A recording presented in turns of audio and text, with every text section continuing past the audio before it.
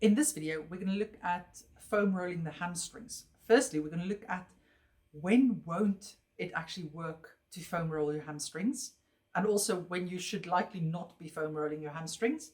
Then we're going to look at when will it be useful, when can it really help make your hamstrings feel more comfortable. And then finally, we're going to look at what's the ideal way to foam roll your hamstrings, and I'll also give you a demonstration.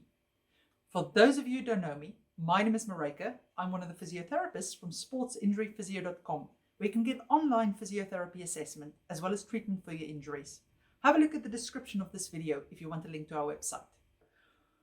Why should you sometimes not be foam rolling your hamstrings, or why would foam rolling it not make it feel better? So the first reason there is if your hamstring discomfort or the tightness you're feeling there is actually coming from your lower back, or the pain you feel in it is sciatica, then it may not help to foam roll your hamstrings, because actually the problem is being referred from another location. And also, if you have a really sensitive sciatic nerve, which is the thick nerve that runs down the back of your leg, if you put pressure on that and massage it, it may actually make it flare up again. So please, if you've got sciatica, be very gentle and make sure you check with a physio before you try it. Now, also, if you've pulled your hamstring muscle, say for instance you've been running and you had a muscle pull, please don't foam roll it, especially not on that same day or within that first week, because when you pull a muscle, you actually tear some of the muscle fibers, and that area is really sensitive and quite fragile. So if you go and hammer it with a foam roller, you will likely make it worse. When can it be useful to foam roll your hamstrings? So you know that normal muscle tightness you develop after a training session? It can be really useful to help release that muscle tension you feel, and it's nice and safe for that as well. And the research also shows that it can help reduce the pain or discomfort you feel the day after a hard training session. So you know DOMS, or delayed onset muscle soreness is the fancy name for it. It's when you've done a hard workout, it's not an injury, it's just that next day you feel a bit stiff and sore in your muscles. The research shows that foam rolling can help reduce that a little bit. What's the ideal way to foam roll your hamstrings? To be honest, there's no gold standard with regards to this yet. But what they tend to do in the research is they tend to use either broad strokes along the muscle, that's kind of like massaging it along the grain of the muscle, and they tend to spend about 2 minutes per muscle group. So 2 minutes for this leg, 2 minutes for that leg. Then they also use point pressure. So for instance, if you notice that you've got specifically sensitive spots, which some people call trigger points in your muscles, you can use a massage ball to apply point pressure to those areas, and usually maintain the pressure for about 30 seconds to 60 seconds, depending on what you find is effective to help that discomfort dissipate. Now, I demonstrate both those techniques, and I also point out what areas around the knee and ankle you should take a little bit care with in the next clip. Okay, so to foam roll your hamstrings, we're going to use two techniques. We're going to do long, smooth strokes, and we're also going to do point pressure, for which I tend to use a ball. Because I'm traveling at the moment, I don't have all the things I used to have with me, but you get these little blocks, they're called well bricks, and they've got a bump like a tennis ball in them, but because they're a block and they're rubber, they don't move, and they're so handy for this. But tennis ball will do if you don't have anything like that.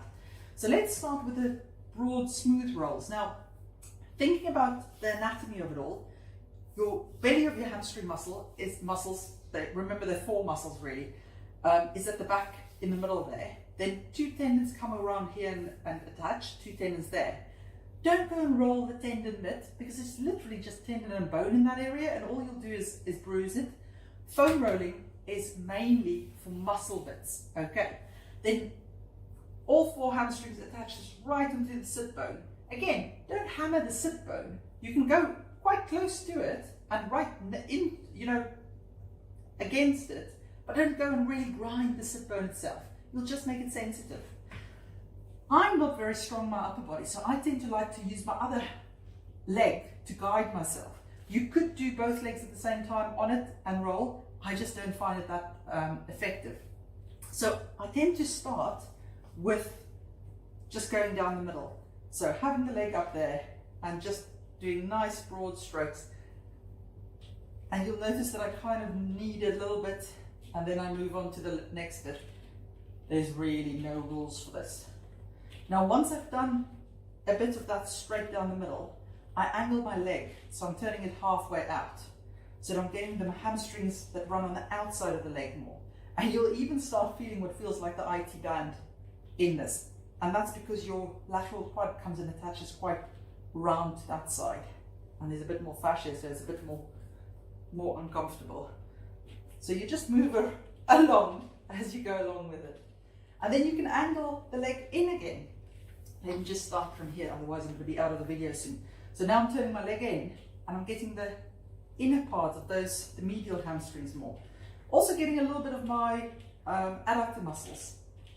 And this is probably, if I do have tight adductors and it's towards the back of them, I tend to use this method to get them as well. There we go. So you can go up and down on that until you feel you've done enough for it. And of course do the other side as well. Now, if you've got a specific spot that's quite tender, that feels a bit like a trigger point, this works really well. I'm using a towel on there to stop the ball from going out from under me, so the towel holds onto it. If you've got a nice squishy mat, exercise mat, it works really well as well. Mine just crunches at the moment, so it's making a noise, so I've put it away. But yeah, this is going to work.